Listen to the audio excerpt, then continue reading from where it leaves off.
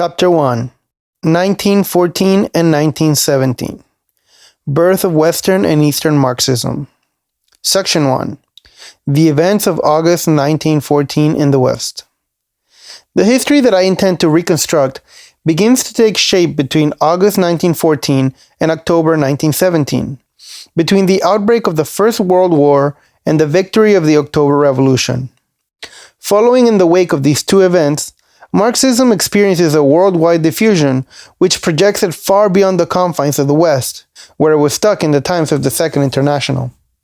However, this triumph has its downside, and that is that the encounter with cultures, geopolitical situations, and socioeconomic conditions so different from each other stimulates an internal process of differentiation, with the emergence of contradictions and conflicts previously unknown. To understand them, we have to ask ourselves about the underlying motivations that led them to join the communist and Marxist movement, which took shape in those years.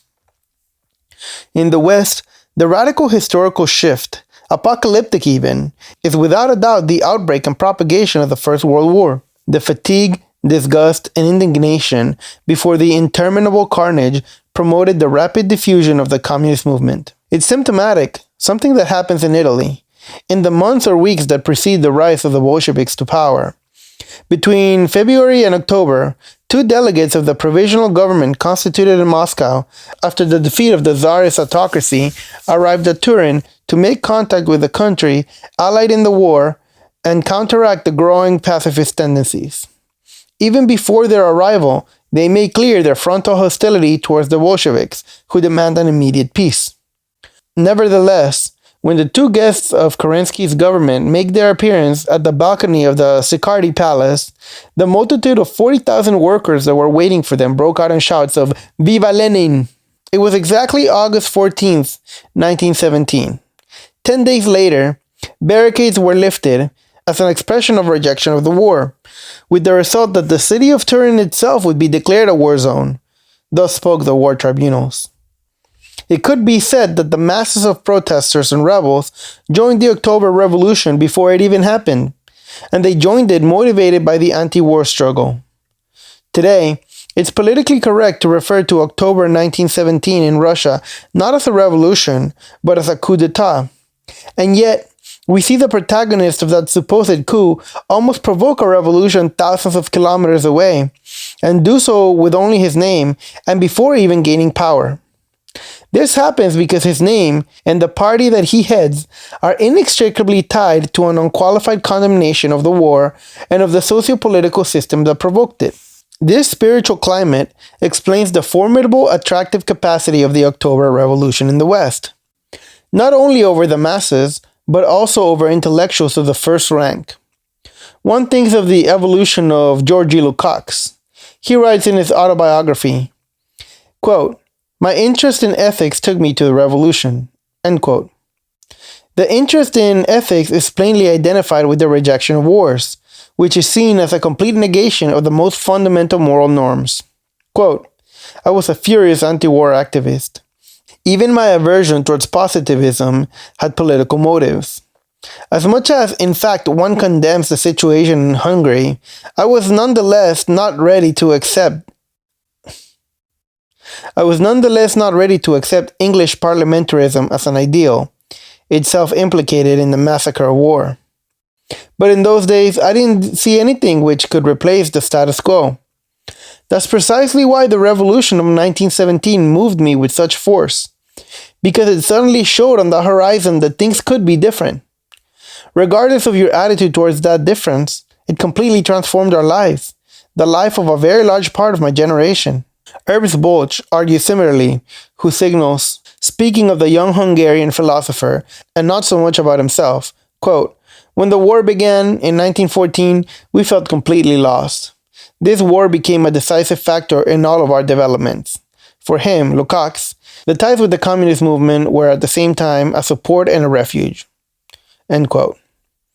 Even without having an organic relationship with the communist movement and party, on the ideal plane, the young German philosopher reaches conclusions that are not much different from the ones reached by the young Hungarian. Later, Bloch will declare that he took up the Russian Revolution with quote, emancipatory jubilation without precedent, End quote. If we look at the spirit of utopia, which takes place during one of the most infamous periods in history, if, on the one hand, the Europe responsible for the war deserves eternal death, she celebrates, on the contrary, the fact that the country that surged from the October Revolution resists in the face of the aggression of this or that capitalist power. Yes, the Russian Marxist Republic remains undefeated. In any case, more than ever, the authentic Marxist revolution, invoked by Marx, which will bring about freedom and will mark the start of history of the world beyond prehistory, imposes itself. The October Revolution is the truth finally realized for those who strive to give concreteness to the struggle against war, or better yet, against the ongoing genocide, to borrow the words of the leader of the socialist and anti-militarist movement, Rosa Luxemburg and Karl Liebknecht. The future leaders of the October Revolution, some of which formed in the West, also understood and lived the First World War as a definitive demonstration of the intrinsic horror of the capitalist imperialist system and of the absolute need for its overthrow. I'll give some examples. Bukharin talks of a horrific factory of cadavers. Stalin of the mass extermination of the living forces of the towns. Trotsky paints a particularly eloquent picture. Quote, "The canine work of the patriotic press, on both sides, is the irrefutable demonstration of the moral decadence of bourgeois society." End quote. In effect, humanity falls into a blind and shameless barbarity. We are witnessing the starting shot of a bloodthirsty race to use the most advanced technology for military purposes. A scientific barbarism that relies on the greatest discoveries of mankind only to destroy the fundamentals of civilized social life and annihilate mankind. Everything good that civilization has produced drowns in the blood and mud of the trenches. Health, comfort, hygiene, daily exchanges, friendships, professional obligations, and, in the last analysis, the apparently unbreakable rules of morality. Later, but also in reference to the catastrophe that unfolded in 1914, surges the term Holocaust. In the 31st of August of 1939, Molotov accused France and England of suspending the Soviet policy of collective security, with the hope of throwing the Third Reich against the USSR. Without realizing that this would provoke a new massacre at a great scale, a new Holocaust of nations.